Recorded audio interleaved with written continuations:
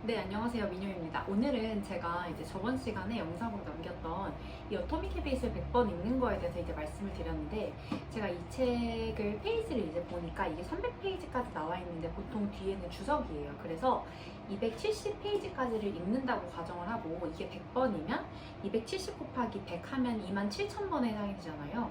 근데 다행인 게 지금 2월이에요. 그래서 10달하고 조금 더 남아서 제가 그냥 대략적으로 10달로 한번 잡아볼게요.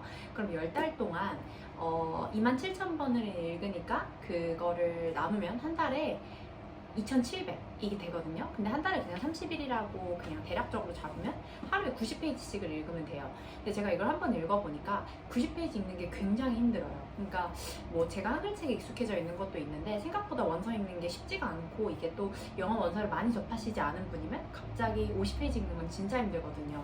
그래서 10페이지씩 처음 도전하시는 분들은 10페이지씩 하면 되는데, 저의 계획은 2월이 아직 조금 남았어요. 다행히 아직 2월 10일이 안 됐고, 그래서 2월 동안은 50페이지씩 한번 읽으면서 리스닝도 듣고, 그 다음 내용도 꼼꼼하게 이해를 하고, 단어 모르는 것도 찾아보면서 이 책을 조금 습득을 하는 개념으로 2월 동안 읽은 다음에 3월 동안 이제 90페이지씩을 읽을 거예요. 근데 제가 이 습관을 심을 장소랑 시간을 아직 안 줬기 때문에 아침에 일어나서 제가 대략적으로 간단하게 아침에 하는 루틴들이 끝나고 나서 그런 다음에 이 책을 바로 읽을 예정입니다. 그래서 최대한 12시, 오전 12시 전으로 이 책을 꼭 원서를 읽는 것을 목표로 하고 생각하고 있습니다. 근데 제가 저 습관을 이제 25년도에 딱 두 가지를 잡았는데, 하나는 이 책을 100번 읽는 거고, 또 하나는 팔굽혀펴기를 하는 거예요. 근데 제가 팔굽혀펴기 이제 표를 만들어서 이렇게 붙여놨는데, 매일매일 팔굽혀펴기를 하자 이랬는데, 지금 2개월 동안 제가 팔굽혀펴기를 못한 게 5번이 못했더라고요. 그러니까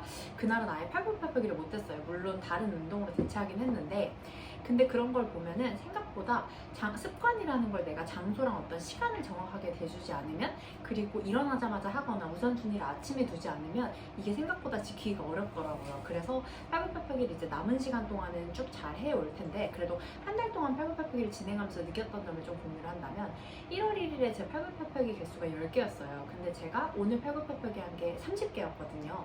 근데 좀 차이점은 뭐냐면, 10개를 했을 때는 한 번 할 수 있었던 게 3개였어요. 그러니까 근육이 너무 없어도 이렇게 없을 수 있나 싶을 정도로 뭐 내려가질 않고 뭐 올라오는 것도 아예 못하더라고요. 그래서 맨몸 운동 자체가 불가능했는데, 지금은 30개를 했을 때 8개 정도씩은 그래도 할 수 있어요. 물론 뒤로 가면서 힘이 많이 딸리는데, 저는 팔굽혀펴기를 많이 할 생각은 없고 딱 100개 정도까지만 되게 되면 그 다음부터는 그냥 100개를 계속적으로 반복해서 할 텐데, 그러면 10개씩 뭐 10번을 했을 때 원래 처음에는 1분 정도를 쉬는 시간을 줬다. 그럼 이거를 쉬는 시간을 나중에 뭐 50초, 40초 이렇게까지 늘려볼 텐데, 올해 일단은 한번 보도록 하겠습니다. 그래서 이 팔굽혀펴기를 일단 그런 식으로 한번 볼 예정이고요. 이게 제 25년도에 팔굽혀펴기 이제 개수인데, 이게 처음에 보면 여기 이제 1월부터 시작을 하거든요. 근데 처음에 이제 10개부터 시작을 했어요. 10개부터 시작을 해서 쭉 내려가다가 중간에 빵개가 돼 있는 날은 안 한 거예요. 근데 그렇게 했을 때 하나, 둘, 셋, 넷, 다섯.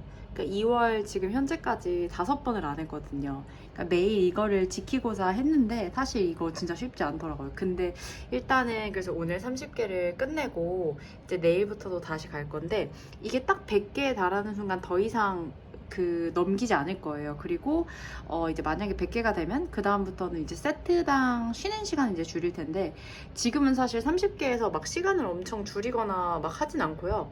그냥 조금 편하게 많이 쉬고 있어요. 그래서 이게 그래도 좀 바뀌어진 느낌은 뭐냐면, 1월에 10개 했을 때 진짜 죽을 것 같았는데 진짜 팔에 근력이 너무 없어요. 근데 2월에 30개 오늘 했을 때 좀 느낀 게, 한 번에 8개 정도는 할 수 있구나. 이게 조금 스태미나가 달라지더라고요. 그래서 한 달 기준으로 보면 그래도 조금씩 늘고 있는 것 같아서, 그래서 좀 변화를 기록을 해보려고 합니다.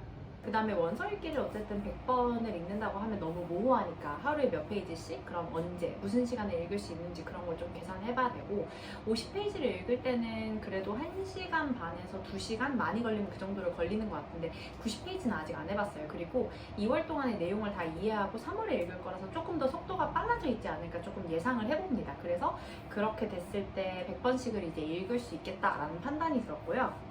그러면 올 한 해는 딱 이 원서 한 권으로 저는 이제 영어 공부는 기본 영어 공부는 이걸로 할 예정이고, 한글책을 통해서 많은 정보를 접하기 때문에 저는 정보는 원서로 접하진 않아도 될 것 같고, 만약에 필요하다면 뭐 유튜브나 아니면 팟캐스트 이런 걸 조금 많이 들어야겠다 이런 판단이 됐어요.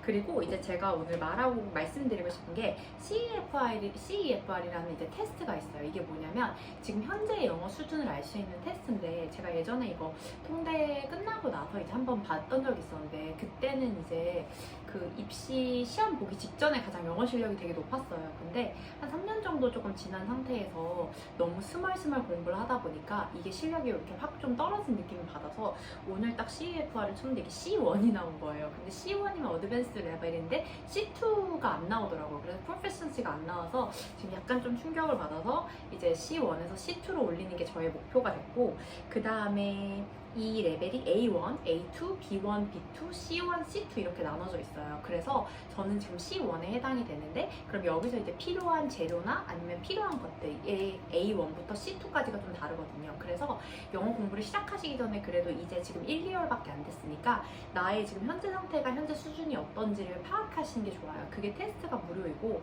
15분, 뭐 50분, 그 다음에 90분짜리가 있는데 저는 90분짜리를 보는 거를 추천드려요. 왜냐면 라이팅이랑 스피킹 영역까지 충분히 다 볼 수 있거든요. 그리고 15분짜리는 그게 퀴즈로 간단하게 돼 있긴 한데 너무 시간이 부족하신 분들은 그것도 추천을 드리고, 어쨌든 그 상황에서 자신한테 맞는 방법들을 일단 찾고 현재 나의 위치를 좀 파악하는 게 가장 중요하다 보니까, 그래서 그거 테스트를 보고 내가 A1이면 어떻게 해야 될지, A2면 어떻게 해야 될지, B1이면 어떻게 해야 될지, 뭐 C1이면 어떻게 해야 될지, 그런 것들을 좀 찾아보면서 자신의 공부 방법을 찾아가면 될 것 같습니다.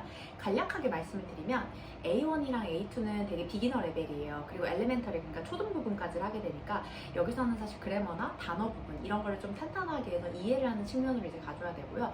B1이랑 B2 같은 경우는 가장 한국 학습자분들이 많으세요. 그래서 중상급 레벨인데 여기서는 이제 어느 정도의 인풋과 어느 정도 아웃풋 시간들 자체를 어떻게 나눌 건지 배분해야 되는데, 이거는 사람의 목적과 그 다음 어떤 상황에 따라 바뀌어요. 그럼에도 불구하고 가장 중요한 건 리스닝을 굉장히 많이 해야 된다는 거예요. 사실 리딩도 중요하긴 한데 리딩보다는 리스닝이 더 중요해요. 그래서 리스닝 자체 듣는 거를 정말 많이 해야 되고, 그래서 정말 많이 들려서 그 다음에 말로 하고 싶을 수준까지 가게 되면 그게 C1으로 넘어가게 되거든요. C1이랑 C2 같은 경우는 인풋이랑 아웃풋 대비 자체가 거의 비슷해야 되는데, 그 밑에 레벨들 같은 경우는 훨씬 더 많은 인풋을 해야 돼요. 그러면서 이제 아웃풋을 연습을 해야 되니까 그런 부분에 있어서 차이가 있으니까 저의 오늘 추천은 그 나의 영어 수준 레벨이 어떤지 CEFR을 한번 보고 그 다음에 그것에 맞게 좀 이제 결정을 하고 방향을 잡으시면 좋겠습니다. 네, 감사합니다.